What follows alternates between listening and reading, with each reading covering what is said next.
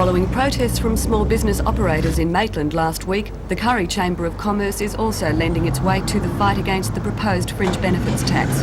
The Chamber says the tax would not only adversely affect growth in the town, but would send some proprietors out of business. And but Chamber Secretary Danielle Torres says small business is not the only group which stands to lose. She says unemployment is already one of the most serious problems in the town, and the tax could send it spiralling. I don't think many people realise that in this area alone, 34% of the unemployed people are under 20 years of age. Now, I would like people to be aware that this tax is going to flow on to everybody. It's not just for small business. Sooner or later, we're all going to be affected one way or another, almost immediately, by a loss of employment. Representatives from the Curry Chamber of Commerce will meet with their Maitland counterparts at Hexham tomorrow night. The two groups wish to set up a committee to determine their strategy for lobbying the government.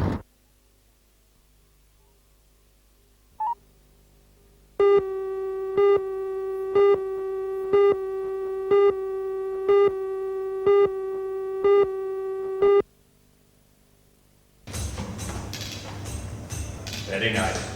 Private enterprise, small-time profiteers and dancing lessons. These are just some of the diverse elements within Vladimir Mayakovsky's play The Bedbug. It's a satire on revolutionary Russia in the 1920s, where the communal ideal has begun to collapse under the weight of self-interest and ambition. Chris Fletcher is Przybkin, learning to play society games in a supposedly classless society. Dancing lessons from Oleg, played by Mark O'Neill, are not enough to save Przybkin. In the second act, he finds Russia 50 years later is a totalitarian nightmare. Playwright Mayakovsky wrote the play the year before dictator Stalin took power. But while it is a prophetic play, Bedbug is also funny.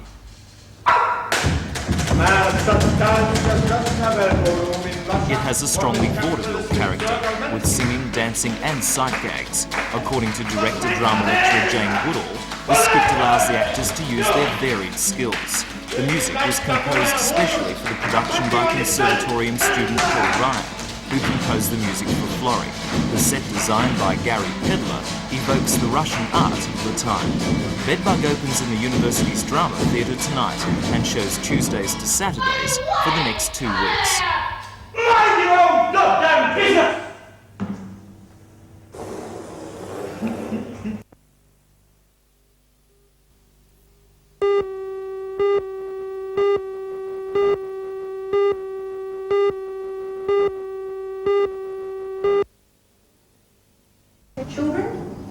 The series of lectures run by Julie Spinks from Quit for Life is part of Hexham Engineering's program of occupational health and safety training started 3 years ago. This week, 260 employees will attend the lectures, which outline the dangers of both active and passive smoking. The company's training manager, John Hattender, says the lectures are already proving a great success. We find that by introducing a program like this would be part of our continuing education for our employees, not only to help them with their work here at work, but also to take back to their families to help their young children, because who knows, we may have their young children as employees of our company in the future. The series of lectures is a first for industries in the Hunter Valley, and judging by the success of these lectures, other companies may follow suit.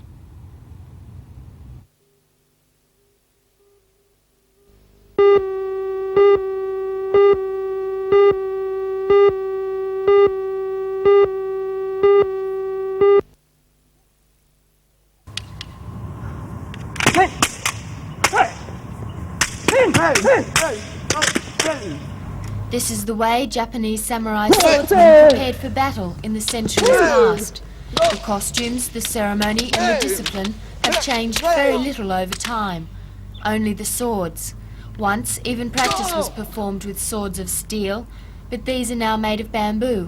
A reminder that this is a sport, although, as Don Miller, who wants to start a kendo club at the university, says, the mental attitude of the combatants is to ignore this concession.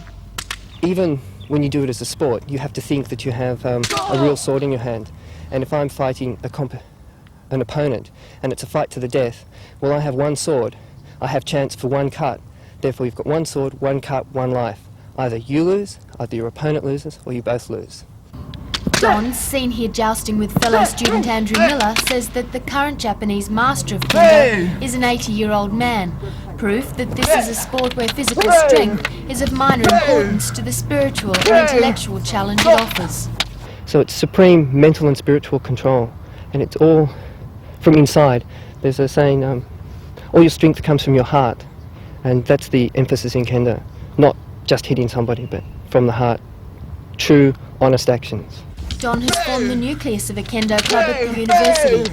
He's hoping more people will become involved so that Newcastle University can join the 7 other Australian universities which compete against each other in the sport.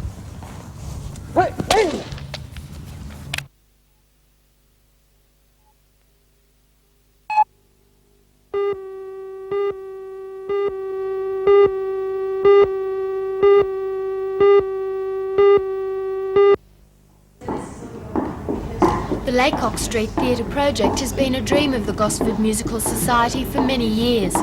In 1982, when they completed their rehearsal hall with a $10,000 debt, it seemed that a fully equipped performance hall was still far away. But enter the Bicentenary Authority with a grant of $750,000, combine that with a model of cooperation between the City Council, the New South Wales Government and the Musical Society, and the plan is set to become a reality. Building is now due to begin in January 1987, with an opening ceremony planned for December of the same year. The 380-seat Laycock Street Theatre will feature a tiered auditorium, an orchestra pit and a stage large enough to accommodate flyaway scenery. A theatre consultant has been employed to advise on lighting and acoustic design to ensure that the theatre offers a first-class performance facility. The theatre will adjoin the existing rehearsal hall, but Don Craig of the Gosford Musical Society emphasises that the new theatre will be available to all groups within the community. Boy Scouts could use it as a conference hall. We can see many uses for our service clubs, for our we've got 2 city orchestras here. We've got 2 bands, and we've got youth bands. There are so many groups in this community that have been deprived of decent facilities that we expect the whole area to have a minor explosion of cultural activities once we establish this theatre.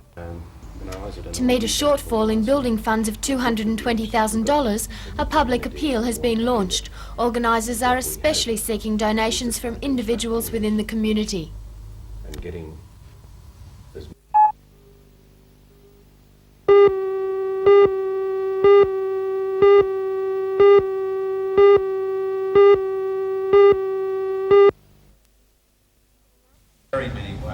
In announcing the project, the Minister said that the Central Coast had the longest waiting list for public housing of any area in the state. The Pacific Del Mar estate, to be built in the Tumby Valley near the entrance, will provide a complete community with housing for 1,800 people in nearly 600 dwellings. The estate will feature a nursing home, a crisis centre, a childcare centre and an indoor swimming pool and sports complex. 1/3 of the housing will incorporate facilities for the elderly and the handicapped. Mr Walker said the project was a model estate which would right many of the wrongs of past public housing developments, with quality of housing a priority. The public housing to be built on this new site will be far superior in quality to the Housing Commission cottages just across the road, and it's claimed better than the private houses built on a new estate next door. The idea is to remove the stigma often attached to living in public housing and to alleviate a common fear of neighbouring residents. The surrounding residents often say that their values are going to drop if public housing tenants come in. I think their values will go up in this particular case. Why is there such a great need for public housing on the Central Coast? Well, I think it's got a lot to do with the economic policies of the government at the moment. These high interest rates make it practically impossible for anyone but the wealthy to buy their own home. And that's very bad for the housing industry generally, and very bad for people who want their own home. If we could get interest rates down a bit, then we wouldn't need to construct as much public housing. The Pacific Del Mar estate is due for completion by mid-1988. In the meantime, it's estimated it will provide more than 1,500 jobs in the construction stage, most of these to be filled by local people.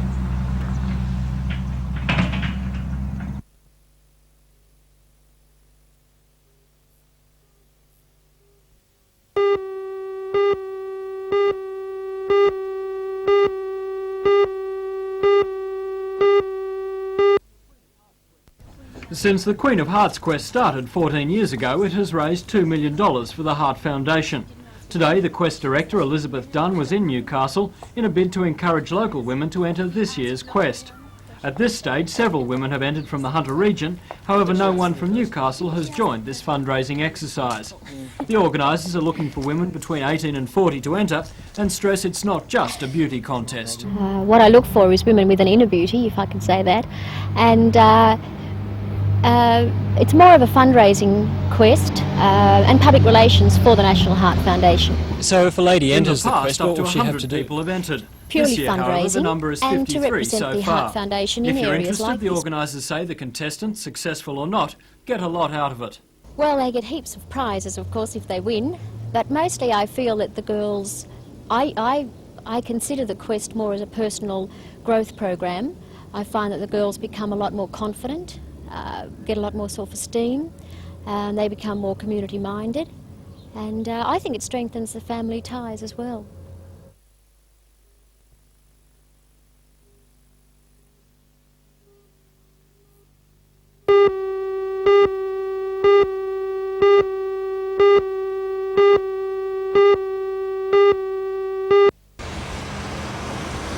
Built by the Coles Myer Company, the new shopping complex is situated behind the existing supermarket at the Junction Shopping Centre.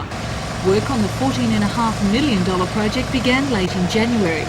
It's been described as a giant supermarket, providing more than 160 jobs when the doors open to the public on August the 25th. Below the complex, an underground car park will provide 220 spaces.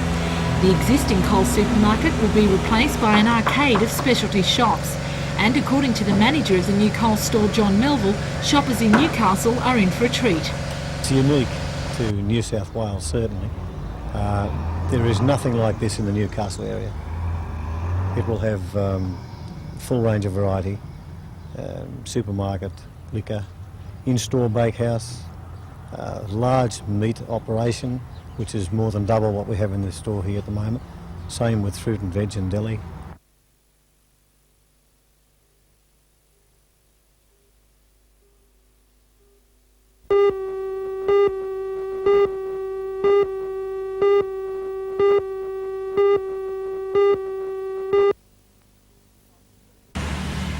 After 7 years of debate on the issue, the official calling of tenders today by the state government would seem to end any possibility of a high-level bridge over Swansea Channel.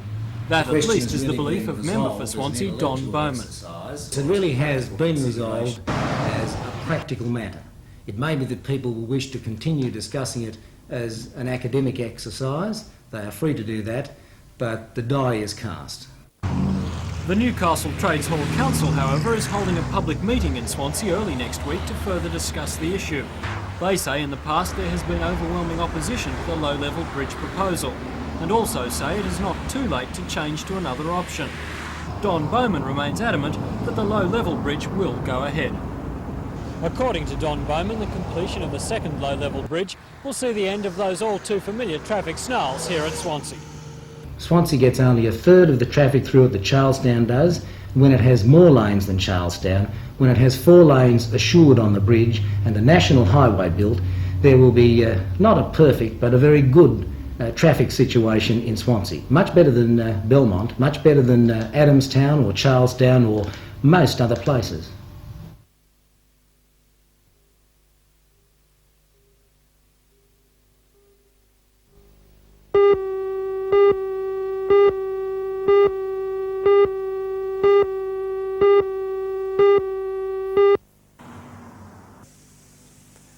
Good evening to you all. As a nation, in his address to the nation, Prime Minister Hawke appears to have placed himself between two camps and satisfied neither. Vice President of the Newcastle Chamber of Commerce and Industry, Peter Rundle, welcomed the call for further wage restraint. He was critical, however, of the Prime Minister's plea for business investment, saying the government has failed to provide the right incentives. Business isn't investing because of high interest rates, lack of incentive to invest, and government red tape, which is affecting small businesses. Are wages a problem? Yes, wages are a problem, and it's not just wages, it's the high cost of employing people in Australia today. Payroll tax payable to state government is 6%, Every $100 you pay to employee, $6 goes to the state government. Workers' compensation in New South Wales is the highest in Australia and very high by world standards. Australians get paid extra when they go on holidays. None of our trading partners have conditions like this. And most of our trading partners work longer hours than we do, our 38-hour week. Are we paying ourselves more than we can afford? Yes.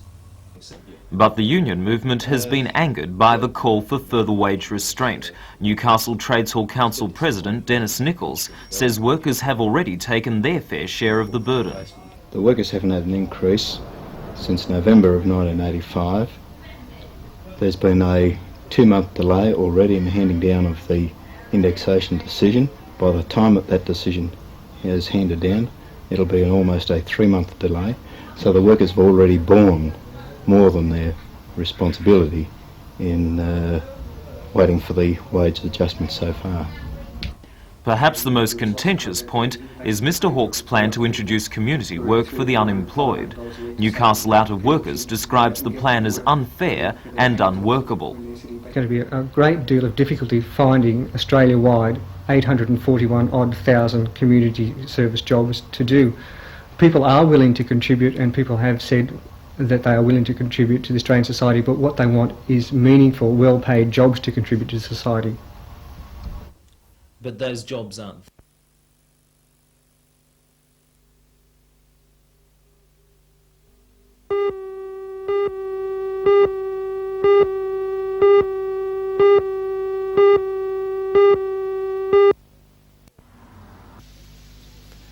Good evening to you all. As a nation, we now have... In his address to the nation, Prime Minister Hawke appears to have fallen between two stools, satisfying neither business nor the unions. Vice President of the Newcastle Chamber of Commerce and Industry, Peter Rundle, welcomed the call for further wage restraint, but was critical of the government's failure to provide business with incentives to invest. Business isn't investing because of high interest rates, lack of incentive to invest, and government red tape, which is affecting small businesses. Are wages a problem?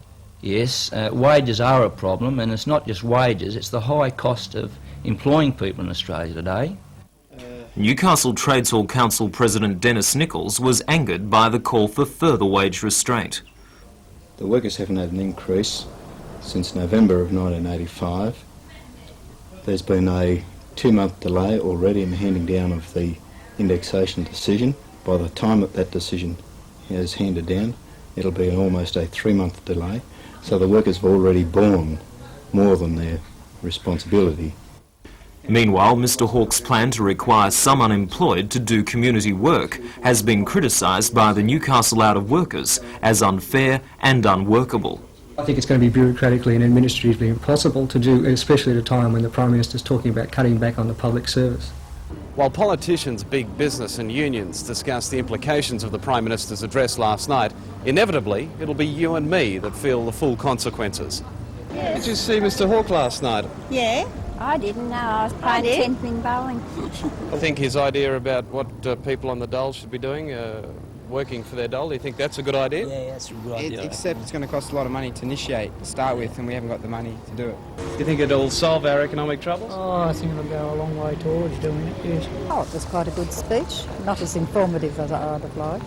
I don't know if he can solve the problem single-handed. I thought it was going to be far more harsh, and it needs to be much harsher also.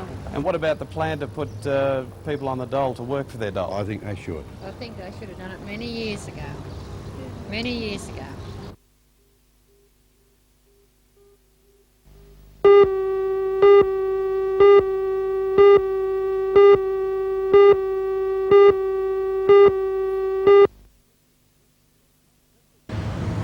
Mr Gillooly said the company, operating from premises in Belford Road, had recently come to the attention of his department. He said complaints against the agency include high fees being charged for little, if any, service in return. Mr Gillooly said all complaints have been referred to the Consumer Claims Tribunal and departmental officers are monitoring Mr Darby's activities. Mr Darby claims only 3 outstanding complaints are against him, and he has taken steps to have those satisfied. Consumer Affairs Department some years ago said that the Consumer Affairs had received 600 complaints about marriage agencies in New South Wales, and they attributed 400 of those complaints to me, upon which I believe I was named in Parliament. In fact, after 18 months of endeavouring to get information from the Consumer Affairs Department about these alleged 400 complaints, I've received evidence in writing from the Consumer Affairs Department that they have 3 complaints against me. It took 18 months to get that information. That's right. Only 3, and yet there were 400 originally. They alleged 400. At that time, I believe they were operating out of political motive. I refused to, at the time, become associated with the AIA, the Association of Introduction Agencies. I didn't approve of their code of ethics. And the Consumer Affairs Department, like most government activities, is a smokescreen for their own incapacity to function and to govern the country correctly. Well, how do you feel about the 3 then that you do have evidence of? Since I received that 3 weeks ago, I've made arrangements for those people to be attended to. The department says that you charge too much for too little. What do you say to that? Well, that's the fee is a relative thing. I endeavour to charge my clients a choice of either $100 a month or $200 a month, which is $25 a week or $50 a week. And I have to talk to my client sometimes twice a day. His file or her file is reviewed at least 40 times a day. It's a very little fee for the services provided. If, as you say, there are only 3 claims in the tribunal against you at the moment, why would the department issue such a, what it calls, marriage agency alert? I would allege that there's a political vendetta against me. I actively campaigned against the previous Consumer Affairs Minister politically, and I embarrassed him politically.